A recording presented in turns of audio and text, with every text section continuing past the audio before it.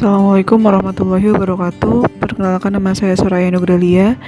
Kali ini kita akan kembali belajar mengenai komputer dan jaringan dasar.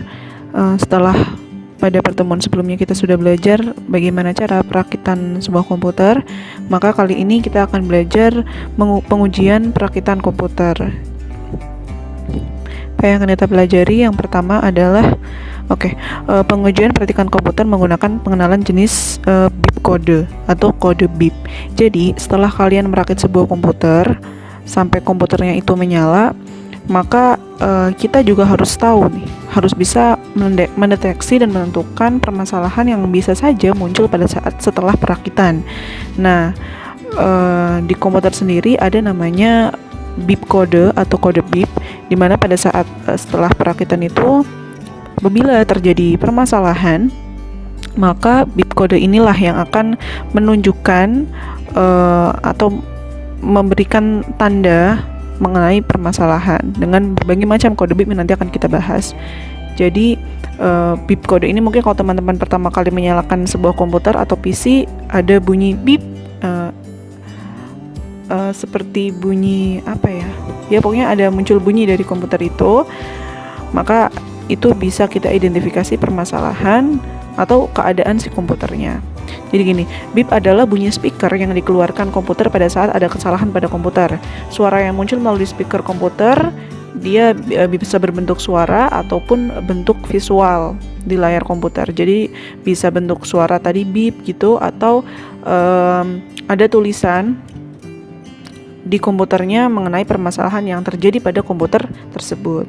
Oke, yang selanjutnya, satu pesan kesalahan melalui POST. Apa itu POST? POST adalah Power on Self Test atau tes pertama yang dilakukan langsung oleh si PC ketika dinyalakan. Jadi pada saat si PC-nya dinyalakan, dia langsung mengecek semua fungsi komponen pendukung PC-nya.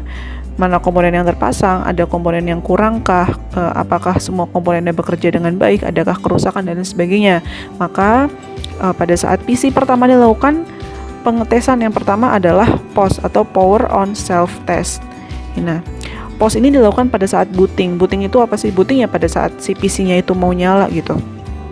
Pertama kita nyalakan, terus dia belum masuk ke tampilan Windows ya, jadi masih booting pada saat masih startnya komputer. Nah, itu namanya booting. Terus PC akan memberikan pesan kesalahan berupa suara melalui speaker atau tampilan visual di monitor. Ya, tadi saya sudah katakan ya bahwa ketika melalui speaker dinamakan dengan kode bip atau bunyi bip. Kemudian bisa juga melalui tampilan di monitor atau tulisan yang menandakan bahwa ada kesalahan atau kerusakan atau semua perangkatnya oke dan lain sebagainya. Terus POS memungkinkan user dapat mendeteksi, menentukan dan menemukan kesalahan sehingga bisa memperbaiki kerusakan PC. Nah, pada saat kalian melakukan setelah melakukan perakitan, kemudian kalian menyalakan PC yang kalian rakit, pada saat POS ini kita jadi bisa tahu nih, oh kira-kira komputer yang saya rakit ini ada kekurangan apa. Oh ternyata RAM-nya belum terpasang. Oh ternyata RAM-nya rusak. Oh ternyata VGA-nya rusak. Atau banyak hal yang bisa saja terjadi pada saat setelah perakitan komputer. Jadi pada saat POS ini nanti akan terlihat dan kita juga harus tahu bagaimana solusinya ketika terjadi permasalahan tersebut. Oke, yang selanjutnya adalah prosedur POS-nya. Bagaimana sih sebenarnya prosedur POS? Jadi pada saat komputernya dinyalakan, pertama kali dinyalakan banget ini ada proses yang dilakukan oleh BIOS. BIOS itu Basic Input Output System. Jadi basic dari sistem input dan output. Ingat ya, input dan output yang sudah kita bahas pada pertemuan sebelumnya, perangkat input dan output yang ada pada komputer. Jadi ini basicnya. Nah, yang melakukan ini adalah BIOS, melakukan POS. Yang pertama adalah tes power supply. Ya, power supply itu kan bagian utamanya karena dia yang mengalirkan arus listrik, tegangan listrik ke bagian-bagian komputer yang lain. Ditandai dengan lampu power hidup dan kipas pendingin power supply berputar. Jadi kalau misalkan power supply-nya hidup, si kipasnya biasanya dia langsung berputar gitu. Kemudian reset kerja CPU. Jika kondisinya baik, CPU akan mulai melaksanakan instruksi awal pada ROM BIOS.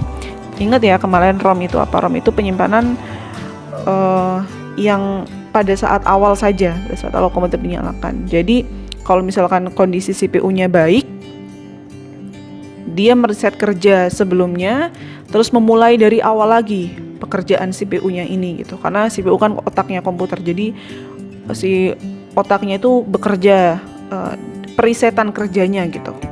Dia langsung melakukan instruksi awal ROM BIOS. Kemudian pengecekan pada BIOS.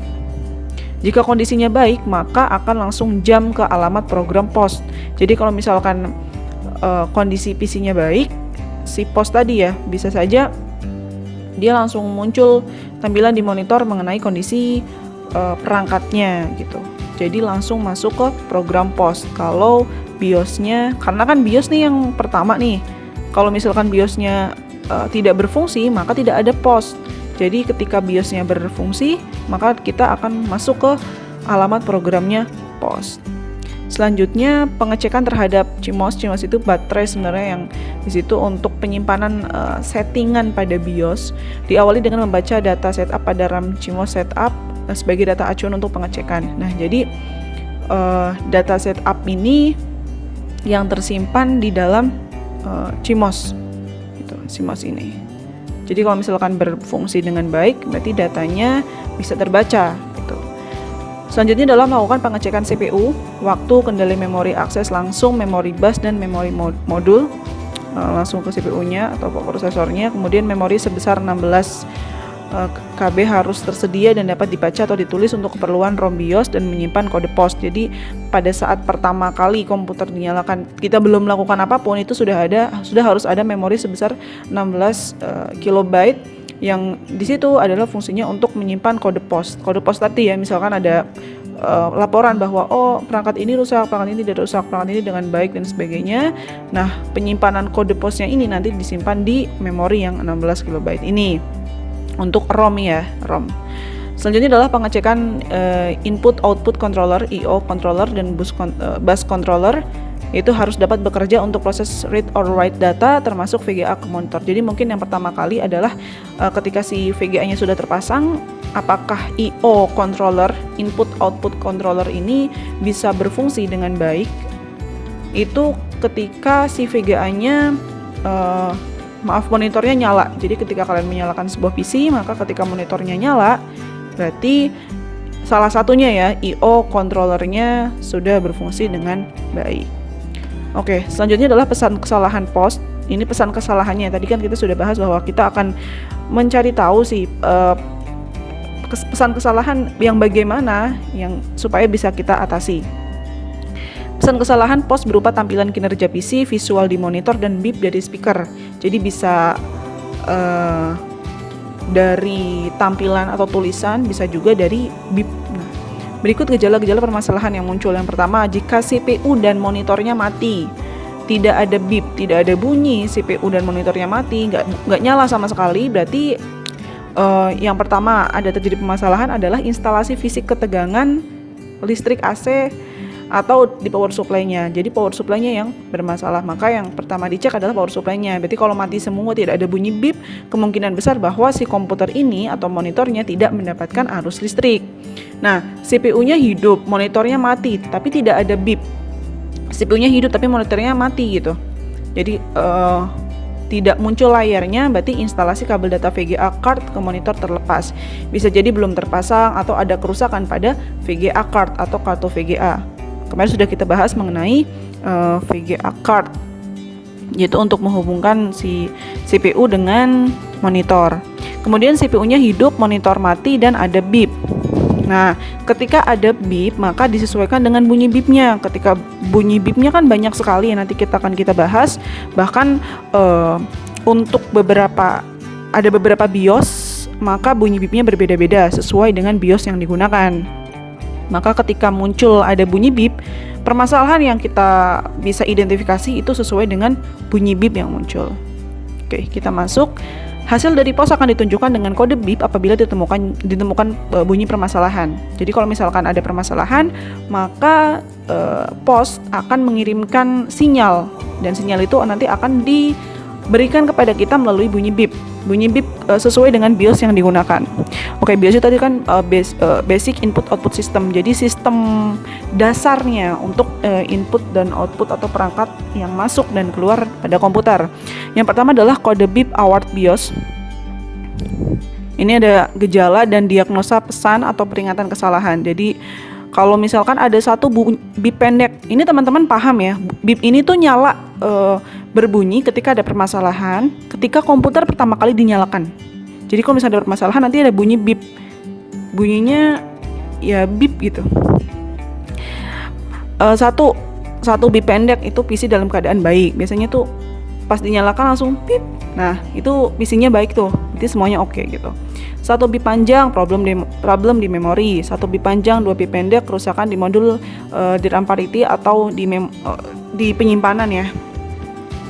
Satu bip panjang, 3 bip pendek, kerusakan di bagian VGA. Berarti kita harus cek VGA-nya. Bip terus menerus, kerusakan di modul memori atau memori video. Nah ini bunyi bip ini bisa saja terjadi pada saat kalian setelah merakit komputer atau setelah memperbaiki sebuah komputer. Nah, kalian harus memahami nih gejalanya. Kalau misalkan, oh satu bipnya panjang gitu, oh berarti ada problem di memori dan lain sebagainya. Ini untuk kode yang award BIOS. Selanjutnya adalah AMI BIOS. Ini cukup banyak sebenarnya. Dari satu bip pendek itu bip pendeknya sampai 10 bip pendek, 11 bip pendek, kemudian ada satu bip panjang, 3 bip pendek dan satu bip panjang, 8 bip pendek.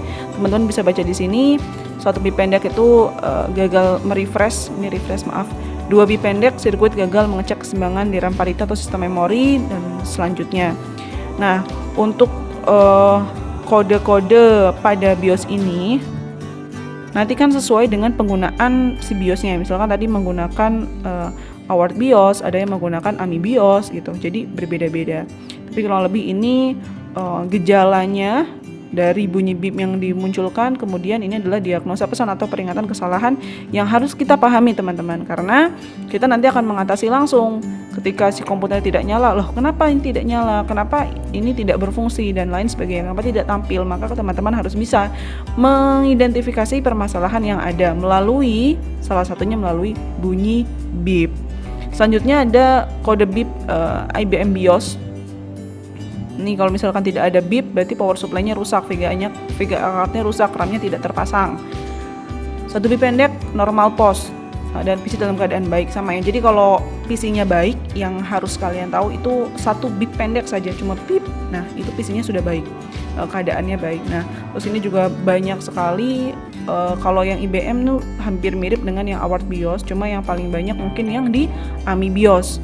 Tapi mungkin teman-teman masih bingung karena belum mengatasi atau praktek langsung, terjun langsung bagaimana cara mengatasi gitu dan mengenali bagaimana bunyi bip. Jadi kalau misalkan ini mungkin bisa dibaca saja, tapi ketika nanti kita praktek, kita akan mengetahui itu. Misalkan dinyalakan ternyata ada bunyi bip, nah kita tinggal hitung bipnya berapa. Oh, bip bip bip bip, nah, ada 4 bip pendek misalkan, atau bip bip, satu bip pendek, satu bip panjang. Berarti permasalahannya apa? Kita tinggal lihat BIOS apa yang digunakan, kemudian kita tinggal lihat permasalahannya. Misalkan, oh berarti kerusakan di modulnya, atau kerusakan di VGA, atau kerusakan di RAM dan lain sebagainya.